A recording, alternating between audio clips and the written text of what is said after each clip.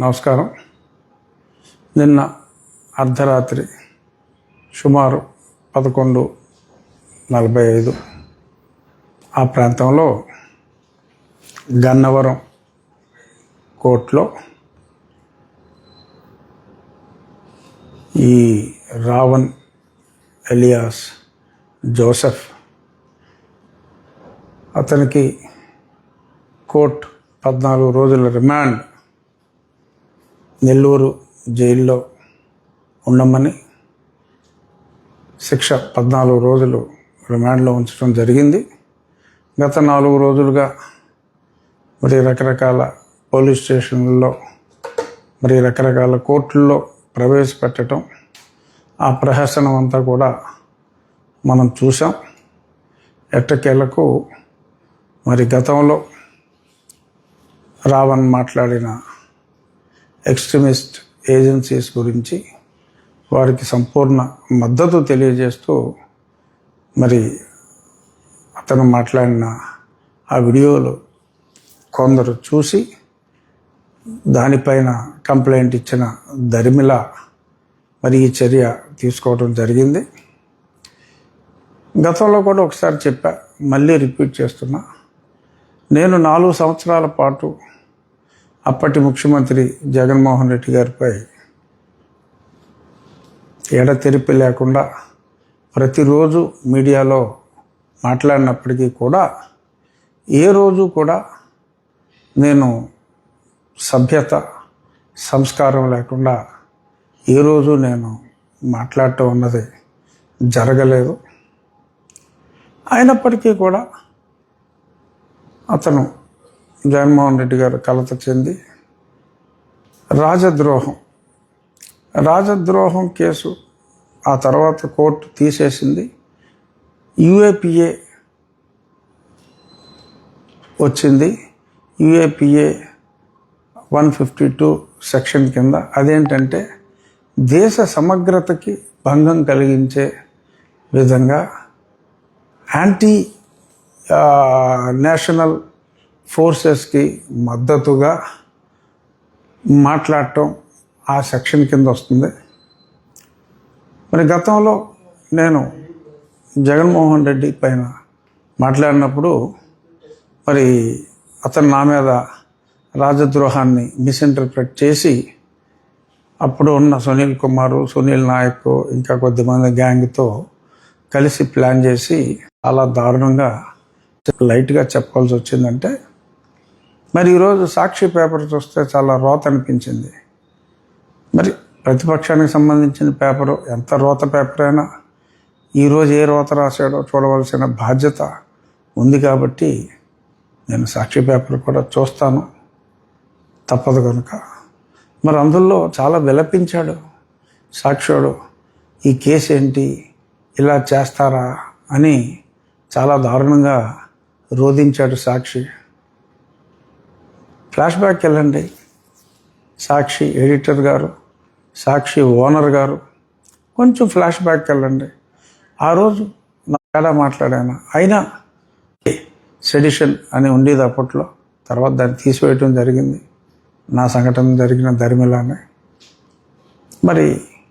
అప్పుడు మాట్లాడని న్యాయం, సుధాకర్ గారిని చంపినప్పుడు మాట్లాడని వ్యక్తులు, సుబ్రహ్మణ్యాన్ని పార్సిల్ చేసినప్పుడు మాట్లాడని వ్యక్తులు, ఒక చిన్న పిల్లవాడిని కాల్చేసినప్పుడు బాపట్లలో మాట్లాడని వ్యక్తులు, అలాగే ఆ పిచ్చి మద్యం తాగి పిచ్చి మద్యంలో బుర్ర పాడైపోయి కొన్ని ఎక్స్ట్రాయే మాట్లాడాడు.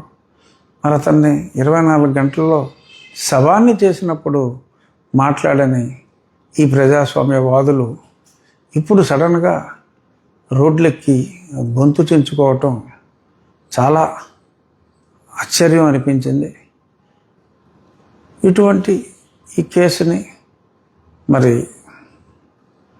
రావణ్ అన్న వ్యక్తిని నన్ను కూడా 2 ఇంటర్వ్యూలు చేశాడు. ఆ ఇంటర్వ్యూల వరకు కొంత సభ్యత సంస్కారాలతోనే నడిచాయి. ఈ అతని తరపున వాదించే ఒక లాయర్ అఫ్కోర్స్ నిన్న ఒక ఇంటర్వ్యూలో విపరీతంగా వాసన వచ్చే విధంగా అతను నోటి విరోచనాలు చేసుకున్న తీరు ప్రజలే చూశారు. దాని కిందే కామెంట్లు ఉన్నాయి కాబట్టి ఇంకా నేను ఆ మౌత్ మోషన్ వ్యక్తి గురించి నేను ఎక్కువగా మాట్లాడదలుచుకోలేదు. అతని అక్కినేని అభినయాలు వీటి గురించి అంటే నాసిరవారి ఫేవరెట్ అనుకుంటాను. కొంచెం ఇలా అలా కాస్త ఆ ఎక్స్ప్రెషన్స్ నాసిరవారి చేస్తే బాగుంటుంది. సరే ఓకే, ఇప్పుడు అభినయం జోలికి అనవసరం. సరే ఫైనల్గా మరి నిన్న మరి ఆ కోర్టులో అంతిమంగా పవన్ కళ్యాణ్ గారి మీద విపరీతంగా నోరు పారేసుకున్న జోసెఫ్ ఎలియాస్ రావణ్, ఎవరైనా సరే మీకు నచ్చిన మతం గురించి మీరు మాట్లాడుకోండి, పక్క మతం గురించి దయచేసి కించపరచకండి. మీకు హిందూ మతం ఇష్టం లేదు, ఓకే ఊరుకోండి. రావణ్ణి ఎందుకండి? పురాణ పురుషుడు రాముడు కొన్ని ఉత్తమ విలువలు కలిగిన పురుషోత్తముడిగా, ప్రజలకు ఒక ఆదర్శ వ్యక్తిగా, ఆదర్శ పరిపాలకుడిగా, ఒక నమ్మకంతో, ఒక విశ్వాసంతో ఎందరో ఉన్నారు. వారి మనోభావాల్ని కించపరచవలసిన అవసరం లేదు.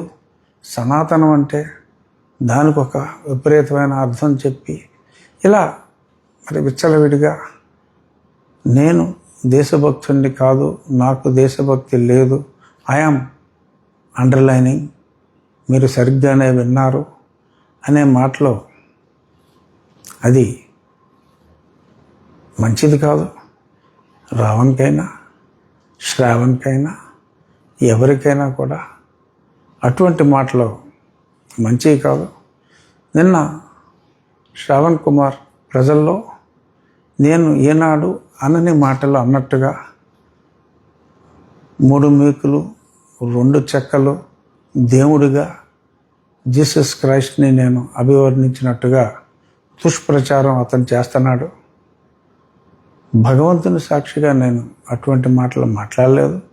నేను మాట్లాడింది నా వెన్నంటి వచ్చిన ఒక జన సైనికునికి నుదుటిపై మేకు, ఒక చెక్కకి మేకు పెట్టి నుదుటిపై దగ్గొడితే ఈ మేకులు కొట్టడం ఏంటి అని నేను మాట్లాడా. అది కూడా కత్తితో పడటం చూసాం, చాకుతో పడటం చూసాం.